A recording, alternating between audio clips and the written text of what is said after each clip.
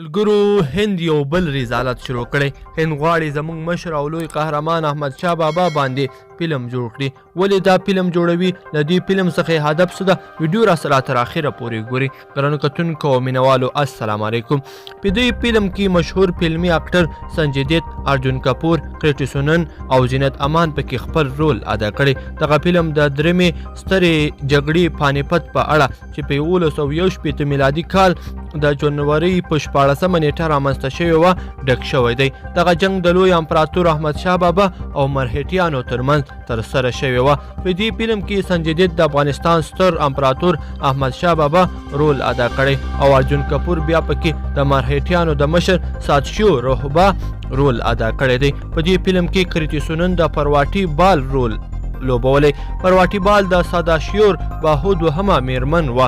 د پانیپت جنگ هغه مهال رامنځته شو چې احمد شاه بابا په هند کې د روهیلا او شجاع الدوله له نوابانو په ملاتړ په هند یرغل وکړ او په یاده جګړه کې تر 100 زیات مرهټیان ووژل شول. د فلم جوړونکي آشوتوش ګویرایکر په وینا دغه فلم کې نه یوازې دا چې 100 مرهټیان وژل شوي بلکې د دغه جنگ د پیښېدو لامل هم په ذکر شوی دی. پانیپت فلم به زموږ د مرهټیانو ستر عظمت را ژوندی کړي. په دې فلم کې نه یوازې دا چې 100 مرهټیان وژل وښایي بلکې د دغه جګړې د رامنځته کېدو علتونه هم پکې یاد شوي دي. د دغه حماسي فلم جوړول یو ستر تاریخي ګام دی.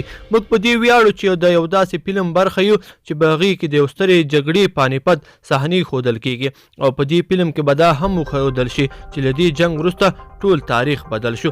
داسې اندېښنې وي چې پانیپت فلم کې سنجي دت د احمد شاه بابا منفي رول لوبولی. د همدې کبله په ممبئی کې افغان قونسل نسیم شریفي هم له سنجي دت سره په ټلیفوني خبرو کې خپله اندېښنه شریکه کړې ده. نوموړي ورته ویلي چې په دغه فلم کې د احمد شاه بابا سپکاوی موږ ته د منلو وړ نه دی او په دې فلم سره به د هند او افغانستان دوستي ته زیان ورسیږي. خو په خپله فلمي اکټر سنجي دت ډاډ ورکړی چې پانیپت فلم کې د احمد شاه بابا سپکاوی نشته.